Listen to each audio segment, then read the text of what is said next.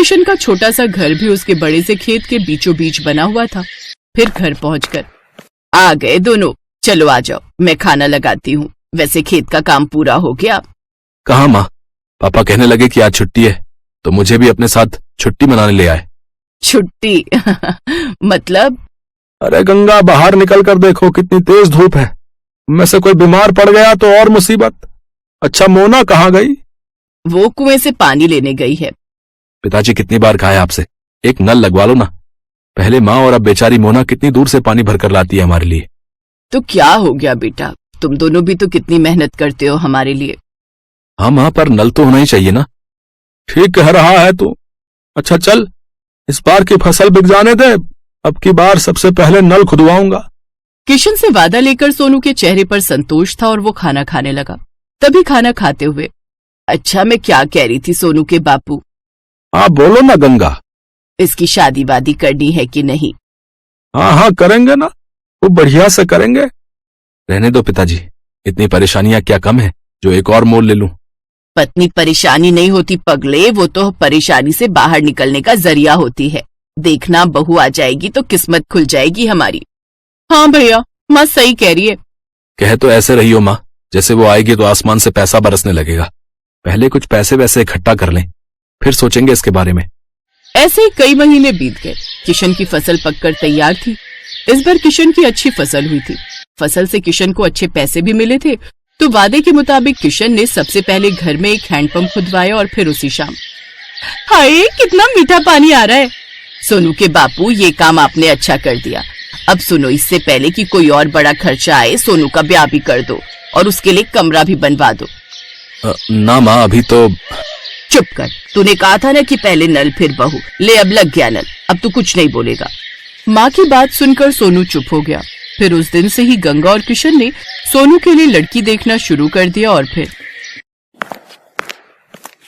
क्या हुआ माँ, बात बनी? हाँ बन गई भाई, मुझे तो लड़की बहुत अच्छी लगी। राधिका नाम है उसका, पढ़ने लिखने में बहुत तेज है। पर क्या माँ?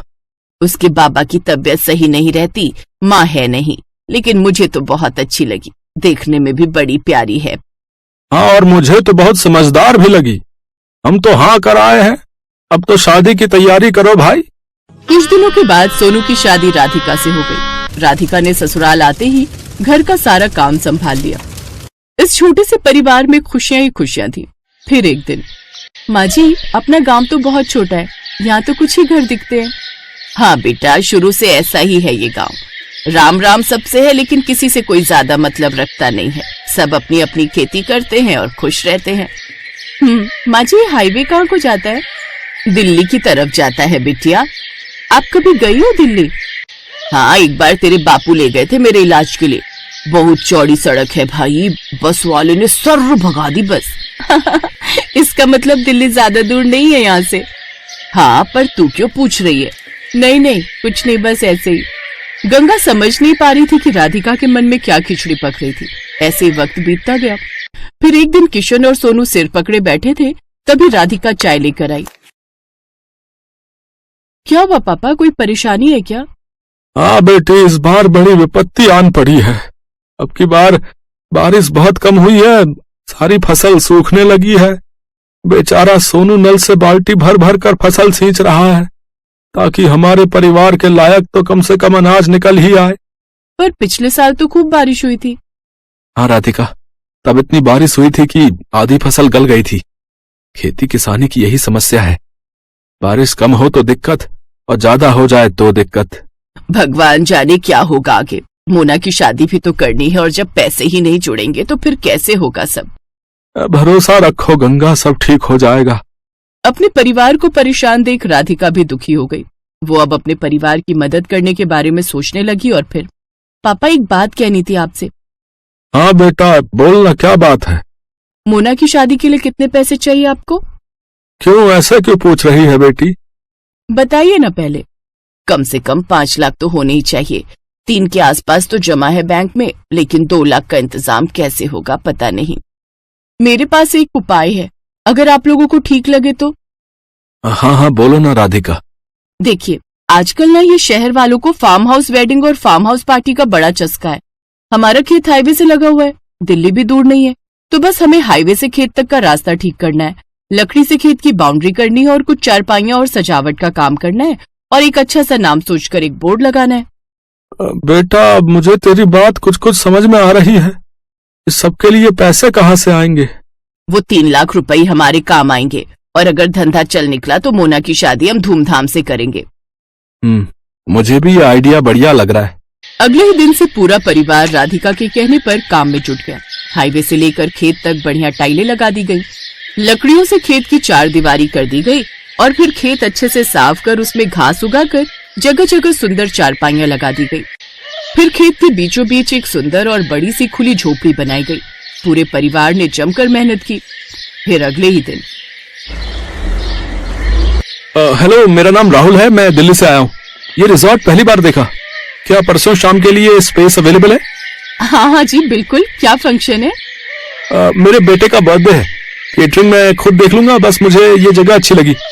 मेरा बजट 20,000 का है। बोलिए, आपको चलेगा? जी हाँ बिल्कुल। Thank you so much. ये लीजिए 10,000 रुपए एडवांस। राधिका का प्लान काम कर रहा था। 2 दिन बाद राहुल ने अपने बच्चे का बर्थडे खूब अच्छे से मनाया। राधिका और उसके परिवार ने पूरे खेत को गुब्बारों और रोशनी से सजाया था। ऐसे ही धीरे धीरे लोगों को गंगा के रिजॉर्ट के बारे में पता चलता गया और लोग आते गए। अब तो राधिका और उसके परिवार को काम से फुर्सत नहीं थी। फिर ठीक 2 साल बाद, भैया खाना जल्दी लगाओ, बारात आने वाली है। जी मैडम, अभी लगाता हूँ।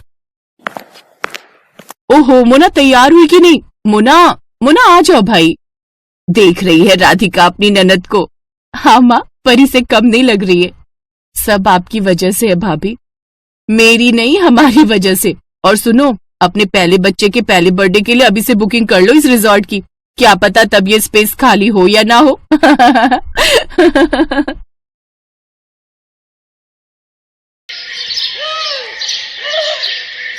विदाई के वक्त सिमरन अपने पिता से लिपट कर खूब रोती है।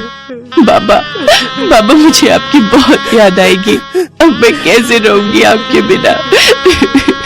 बेटी, जब भी तेरा मन करे तो आ जाना।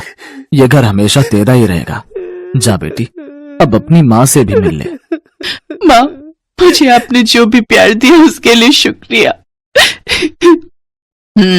अब ज्यादा ड्रामे मत दिखाओ और अब जा यहाँ से। ये कहकर रमोला उसे धक्का देते है कि तभी उसका पति नैतिक उसे संभाल लेता है। क्या हुआ? तुम गिर कैसे गई? वो लहंगा पैर में अटक गया था, बस इसी वजह से। फिर सिमरन अपने मन में सोचती है, अच्छा हुआ माँ को धक्का देते हुए किसी ने नहीं देखा।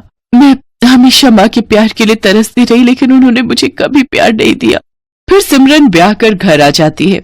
उसकी सास ने उसके स्वागत में गुलाब के फूल बिछाए होते हैं। साथ ही वो बड़े प्यार से उनकी आरती उतारती है और गिफ्ट में उसे सोने का हार देती है। ये ले मेरी प्यारी बहू, तेरा सगुन। बहू, अब से ये घर तेरा है और हम सब भी। तुझे कुछ भी चाहिए होगा या किसी काम में मदद चाहिए हो तो हमें कहना। अच्छा, अब तुम दोनों थक गए होंगे, थोड़ी देर आराम कर लो, बाकी की रस्में फिर करेंगे। शुक्रिया माँ जी। सिमरन नैतिक के साथ कमरे में चली जाती है और आराम करती है। फिर दिन के 1 बजे उसकी नींद खुलती है। ओह गॉड, कितनी देर हो गई। मेरी पहली रसोई की रस्म भी अभी बाकी थी। माँ जी तो बहुत गुस्सा करेंगी। सिमरन जल्दी से बाथरूम की तरफ जाती है, लेकिन बाथरूम से नहाकर निकल रहा नैतिक सिमरन से टकरा जाता है और सिमरन फिर गिरने वाली थी कि तभी वो उसे संभाल लेता है। इतने में उनके कमरे में सिमरन की सास कमला आ जाती है।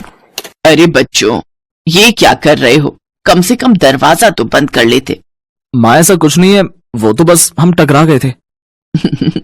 कोई नहीं बच्चों, अभी तो तुम्हारे दिन है खेलने कूदने के। चलो अच्छा, अब तुम दोनों फ्रेश होकर नीचे आ जाओ, खाना लग गया है टेबल पर। माँ जी मुझे माफ कर दीजिए, मेरी आंखें नहीं खुली। कोई बात नहीं बेटी, मैं समझती हूँ, शादी की थकान होगी अभी शरीर में।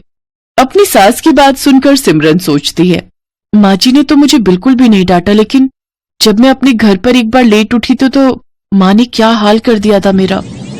हे भगवान, सुबह के 9 बज गए और ये अभी तक सोई पड़ी है। इतने बजे तक सोती रहेगी। अरे घर के काम धाम नहीं करने क्या?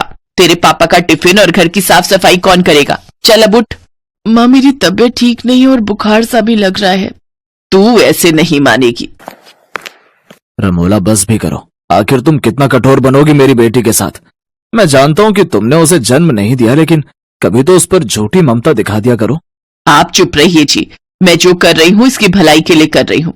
कल को ये ससुराल जाएगी, वहां बीमार होगी तो क्या वो इसका बहाना सुनेंगे? नहीं ना। अभी से इसे तैयार कर रही हूँ। ठीक है, लेकिन उस बेचारी के साथ जरा ठीक से पेश आया करो। आखिरकार वो हमारी इकलौती बेटी है। तभी नैतिक सिमरन से कहता है, सिमरन कहाँ खो गई? चलो तैयार हो जाओ। हाँ। कुछ देर बाद सिमरन तैयार होकर नीचे आ जाती है, जहां उसकी सास उसकी नजर उतारती है।